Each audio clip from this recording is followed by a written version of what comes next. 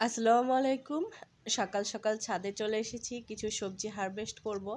তো প্রথমেই মরিচ দিয়েই শুরু করলাম, যেহেতু মরিচ সবাই একটু অনেক বেশি পছন্দ করেন, ছাদ বাগানে মরিচ চাষ করতে চান।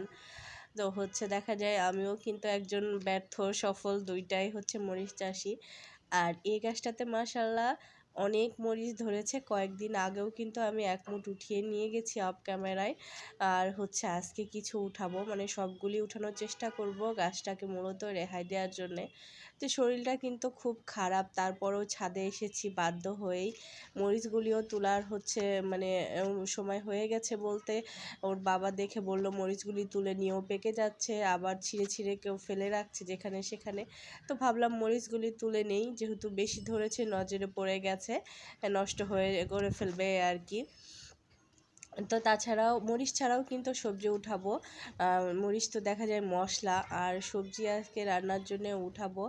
আর না উঠালেই নয় সবজি, কারণ এই ধরনের সবজিগুলো বিশেষ করে ঢ্যাঁড়স 1-2 দিন দেরি হলে খাওয়ার অনুপযুক্ত হয়ে যায়। এর জন্য অসুস্থ শরীর নিয়ে বাধ্য হয়ে কিন্তু সবজি তুলতে এসেছি। যেহেতু মরিচ তুলতে বলেছে, ঢ্যাঁড়স তুলবো, তাই ভাবলাম যে করলাও আছে সেগুলোও তুলবো। তো আমার ভিডিওটি আমি কতটুকু পরিমাণে তুলি আমার ছাদ বাগানের সবজি, এটা জানতে হলে কিন্তু আমার সাথেই থাকেন। তো মাশাল্লাহ দেখেন কতগুলা মরিচ কিন্তু আমি তুলে নিচ্ছি। আর আমার গাছে কিন্তু মরিচ এই গাছটাই মূলত আমার অনেক ভালো পড়েছে। গাছটা রোগাক্রান্ত হলেও কিন্তু অনেক মরিচ দেয়, আবার কম রোগাক্রান্ত হয় মূলত অন্য গাছের তুলনায়। আমি অন্য গাছ করে দেখেছি, সেই গাছগুলো তুলে ফেলতে হয়েছে, এতটাই রোগাক্রান্ত হয়ে গেছে, রিকভারি করার অবস্থায় থাকে না, কিংবা দেখতে ভালো লাগে না। তো সব মিলিয়ে তুলে ফেলে দিতে হয়েছে, কিন্তু এই গাছটা তুলনামূলকভাবে রোগ কম হয়েছে, প্লাস অনেক মরিচ ধরে দিয়ে যাচ্ছে আমাকে, অনেক পরিমাণে মরিচ ধরছে। এখানে একটা ছোট্ট মরিচ মিয়ার গাছ ছিল, পুঁইশাক গাছ, আমি তুলে ফেলেছি, যেহেতু এখন মরিচ গাছেরই শিকড় অনেক বেশি হয়ে গেছে, এজন্যে মরিচটা তুলে ফেলেছি। আর এখানে আমি কিন্তু ঢ্যাঁড়সের একটা ছোটোখাটো ক্ষেত বানিয়ে ফেলেছি, তবে এর থেকেও বড় ক্ষেত তৈরি করতে হবে, না হলে কিন্তু ঢ্যাঁড়স চাষ করে তেমন ফায়দা হবে না। বীজের জন্যও রেখে দিয়েছি 2-3টা ঢ্যাঁড়স, যে ওইগুলি থেকে বীজ করে এবার বেশি পরিমাণে যদি ঢ্যাঁড়স চাষ করি তো বেশি পরিমাণে ঢ্যাঁড়স গাছ লাগাবো। তা আপনারা সবসময় চেষ্টা করবেন, যদি ছাদে ঢ্যাঁড়স করতে চান 5 লিটার কিংবা 8 লিটার তেলের বোতলে আর 15 থেকে 20টা ঢ্যাঁড়স গাছ লাগাতে, তাহলে দেখা যায় যে আপনারা একসাথে যেই পরিমাণ ঢ্যাঁড়স পাবেন সেটা কিন্তু রান্না করে খেতে পারবেন। এই জন্যে বললাম আর কি। তো এইদিকে আমি ঢ্যাঁড়স একটা তো তুলতেই পারছি না, ওটা পরে তুলে নিব, কারণ দেখা যায় যে সবগুলোই কিন্তু কাটা যায় না। বাসায় যখন গ্রামে যখন ঢ্যাঁড়সটা চাষ করা হতো তখন দেখতাম হাতে বিঁধে যেত, তবে ছাদ বাগানে আমি ঢ্যাঁড়স করার পরে হাত দিয়েই তুলি, তেমন একটা সমস্যা হয় না, অতটা কাটাও লাগে না। তবে খেতে যেহেতু অনেক বেশি পরিমাণে থাকে, গায়ে থাকে, হাতে থাকে, তো এই জন্যে মনে হয় সমস্যা হয় আর কি। আর আপনাদের সাথে আরও একটা গুরুত্বপূর্ণ কথা শেয়ার করি, সেটা হলো যে খাবারের পরিমাণ বেশি হলে গাছে যে ফলন বেশি হবে তা কিন্তু নয়। আমি তার বাস্তব প্রমাণ পেয়েছি ঢ্যাঁড়স গাছে। একটা টবে প্রচুর পরিমাণে জৈব সার ছিল, কিচেন ওয়েস্ট দিয়ে মাটিটা তৈরি করা ছিল, কিন্তু ওই গাছে আমি 2টা মাত্র ঢ্যাঁড়স পেয়েছি, 2 থেকে 3টা মাত্র এই পর্যন্ত। আর বাকি অন্য গাছগুলি যেটাতে অত সার ছিল না, কেমন মাটিটা অত উর্বর ছিল না, সেখান থেকে কিন্তু আমি বেশি পরিমাণে আগে তার থেকে তুলনায় বেশি পেয়েছি। তো এইদিকে মারবেলিও পাকতে শুরু করেছে, তবে আমার কাছে মারবেলিটা কেন জানি অত ভালো লাগলো না, শুধু আমার একটা আকর্ষণই ছিল যে আমি অবশ্যই মারবেলি গাছ লাগাবো, এত সুন্দর ব্ল্যাক কালার দেখতে, অনেক সুন্দর দেখতে, খেতেও মনে হয় বেশ ভালো হবে, কিন্তু না, অতটা মজা না।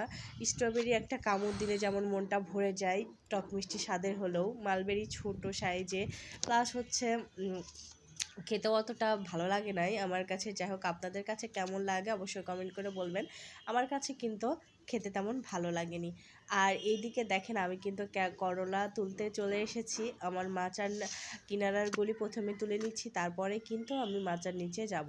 যেহেতু আমার মাচাটা একটু নিচু, এ কারণে হচ্ছে ভিডিও করতে একটু অসুবিধা হয়, আর আমাকে বসে বসে সবজি হারভেস্ট করতে হয়। আর মাশাল্লাহ, এবার না, আগের বারও করলার কিন্তু বাম্পার ফলন হয়েছে, প্রচুর পরিমাণে করলা হয়েছে। তবে গত বছর মাছি পোকা একটু বেশি বিরক্ত করেছিল, এবার মাছি পোকার অত্যাচার কিছুটা হলেও কম। প্রচুর পরিমাণে করলা হচ্ছে। এখনও কিন্তু আমার ফ্রিজে গত হারভেস্টের হচ্ছে করলা থেকে গেছে। আর গত হারভেস্টের ভিডিও আপনাদের সাথে এখনও কিন্তু আমি শেয়ার করিনি, কারণ অনেকগুলি ভিডিও করা আছে কিন্তু ভয়েস দেয়া শেয়ার করা হচ্ছে না, কেন জানি না। আর ইউটিউবে ভিডিও ছাড়তে ইচ্ছা করে না, এই আর কি। তো চ্যানেলটা আস্তে আস্তে আমার ডাউন হয়ে যাচ্ছে।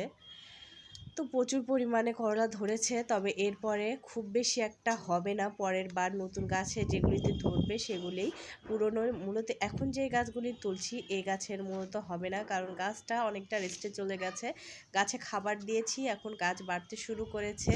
এতদিন একটানা ফলন দিল, একটা সময় আছে যখন হচ্ছে গাছ রেস্টে চলে যায়, আপনা আপনি একটা পর্যায়ে ফল দেওয়ার শেষ পর্যায়ে।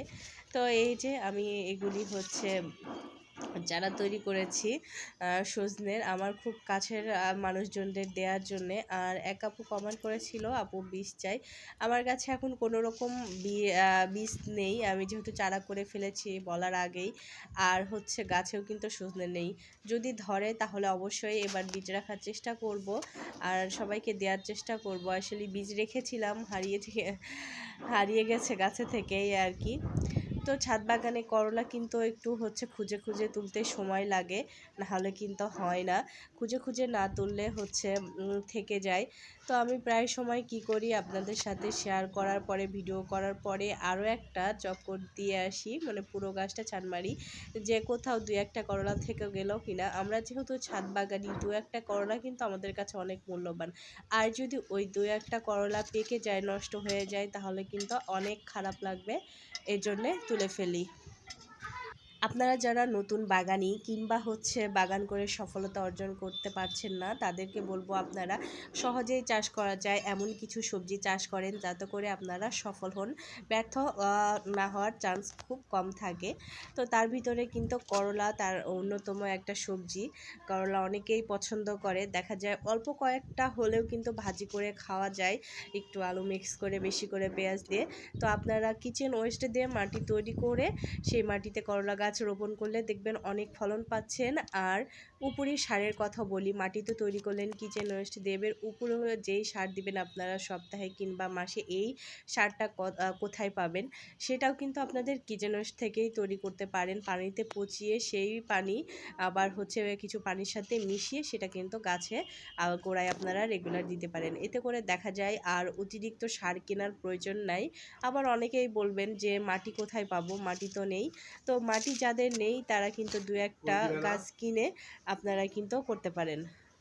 প্রথমে একটা হচ্ছে 30 টাকা দিয়ে একটা গাছ কিনলেন, যে কোনো একটা ফুল গাছটা মারা গেল, ওইটার সাথে কিছুটা তার হচ্ছে অর্ধেক মাটি এবং ডাবল হচ্ছে মানে কিচেন ওয়েস্ট মিশিয়ে আপনারা কিন্তু কিচেন ওয়েস্ট থেকে যে সারটা হবে ওর ডাবল সার মিশিয়ে আর কিছু মাটি মিশিয়ে তার সাথে কাঠের গুঁড়া কিংবা ছাই এগুলি মিশিয়ে কিন্তু একটা বালতি আপনারা ভরে ফেলতে পারেন, 18 লিটার কিংবা 10 লিটারের বালতি।